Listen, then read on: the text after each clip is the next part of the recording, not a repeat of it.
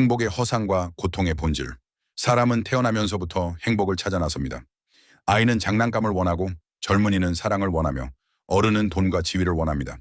노인은 건강과 안정을 갈망합니다. 그러나 쇼펜하우어는 냉정하게 말했습니다.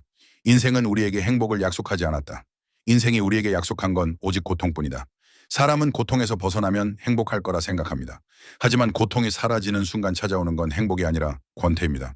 권태가 오면 사람은 다시 새로운 자극을 원합니다.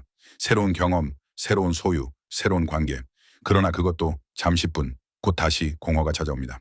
쇼펜하우어는 이것을 인생은 시계추처럼 고통과 권태 사이를 오간다 라는 말로 표현했습니다.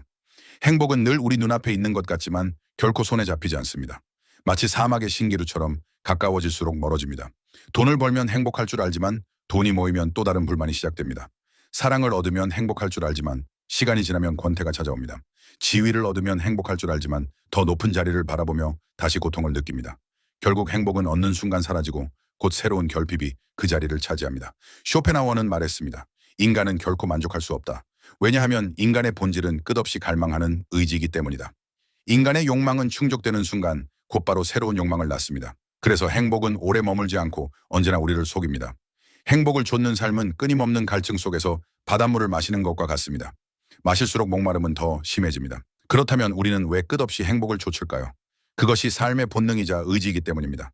인간의 의지는 맹목적입니다. 이유 없이 원하고 멈추지 않고 갈망합니다. 이 의지가 우리를 살게도 하지만 동시에 우리를 괴롭히는 원인입니다. 우리는 의지의 노예가 되어 끊임없이 결핍 속에 머물고 잠시의 충족마저 곧 허무로 바뀝니다. 이것이 인간 존재의 비극입니다. 여러분 혹시 이런 경험이 있지 않습니까? 오랫동안 바라던 것을 얻었을 때의 짧은 기쁨, 그러나 곧 사라지고 나면 다시 찾아오는 공허함. 새로 산 물건은 며칠 만에 시들해지고 원하던 자리에 올랐을 때도 며칠 지나면 다시 다른 불만이 생깁니다. 이것이 바로 행복의 허상입니다. 우리는 행복을 쫓는다고 믿지만 사실은 끊임없이 고통을 바꿔치기 하며 살고 있을 뿐입니다. 그러나 쇼펜하우어는 단지 절망만을 말한 것이 아닙니다. 그는 깨달음을 제시했습니다. 행복을 집착하는 순간 우리는 불행해지고 고통을 삶의 일부로 인정하는 순간 오히려 마음은 평온해진다는 것입니다. 행복을 얻으려는 집착이 우리를 괴롭히고 그 집착을 내려놓는 순간 우리는 조금 자유로워집니다. 행복은 길 위에 있는 것이지 도착지에 있는 것이 아닙니다. 행복을 목표로 삼는 순간 우리는 끝없는 갈증 속에 갇힙니다.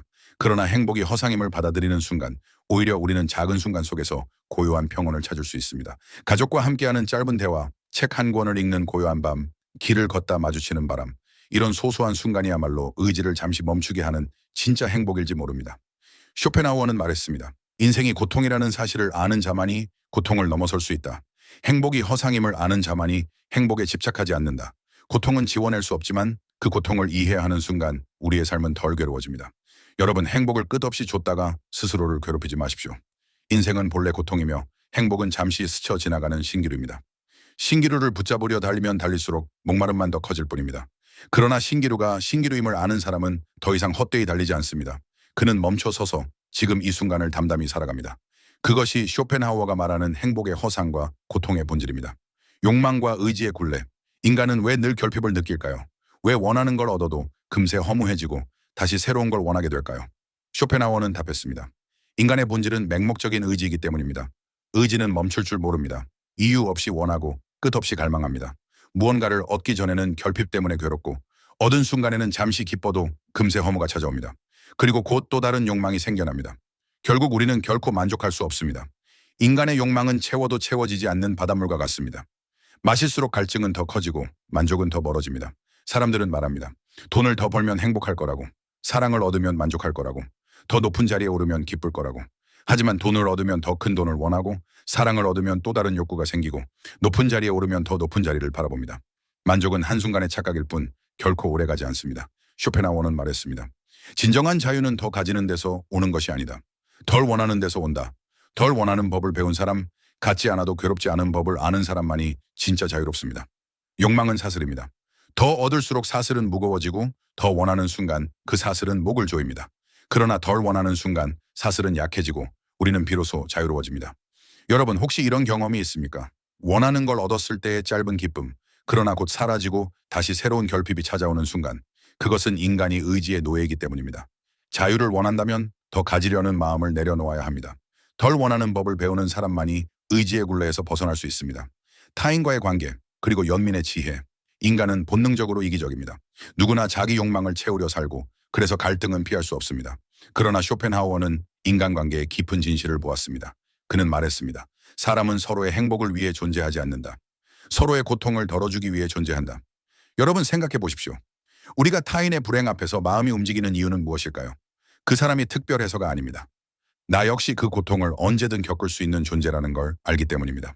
아이의 눈물이 우리 마음을 흔드는 이유는 나도 어린 시절 그 눈물을 흘려봤기 때문입니다. 친구의 상실 앞에서 마음이 아픈 이유는 언젠가 나 역시 그 상실을 겪을 수 있다는 걸 알기 때문입니다. 결국 연민은 단순한 감정이 아니라 모두가 같은 고통 속에 있다는 자각입니다. 쇼펜하우어는 연민을 인간의 가장 큰 도덕적 자산이라 했습니다. 연민이 없는 삶은 잔인하고 연민이 있는 삶은 따뜻합니다.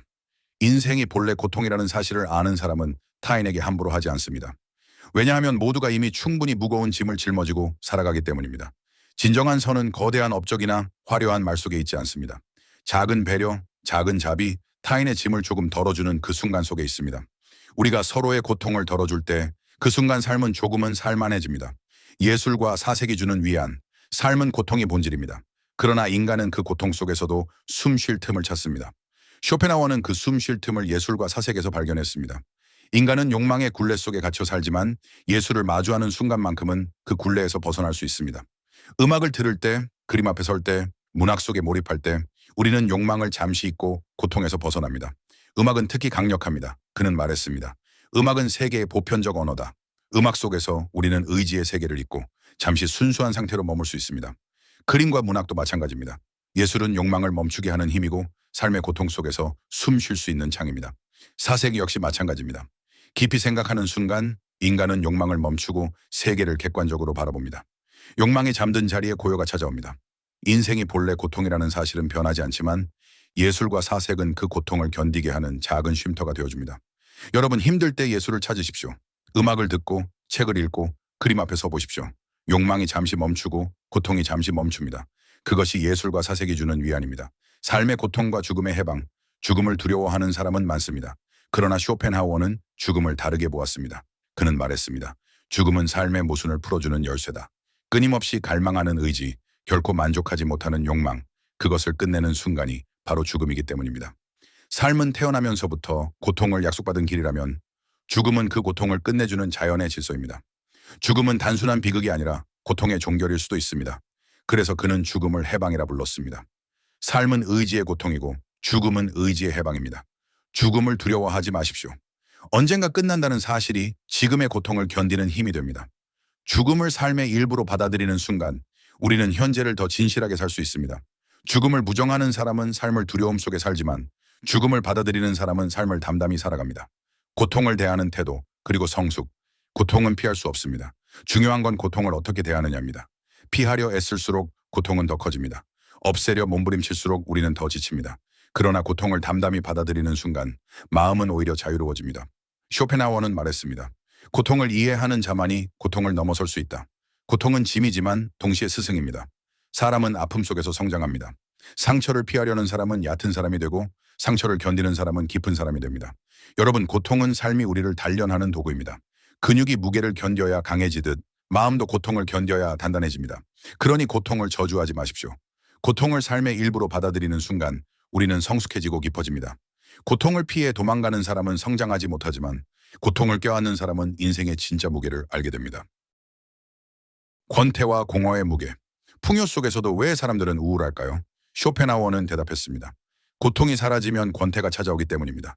인간은 고통이 괴롭다고 도망가지만 고통이 없을 때 찾아오는 권태는 더 무섭습니다. 권태는 공허를 낳고 공허는 무가치함을 느끼게 만듭니다.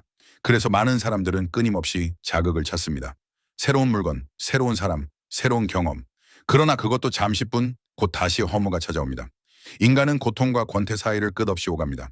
고통에서 벗어나려 애쓰면 권태가 오고 권태에서 벗어나려 애쓰면 다시 고통이 찾아옵니다.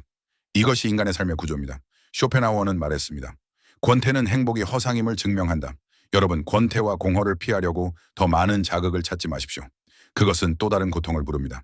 대신 권태와 공허를 삶의 일부로 받아들이십시오. 마음을 조용히 내려놓고 덜 원하며 살아가십시오. 그때 비로소 우리는 조용한 평온을 얻게 됩니다. 방금 내용들은 책 초역 쇼펜하우어의 말의 내용입니다.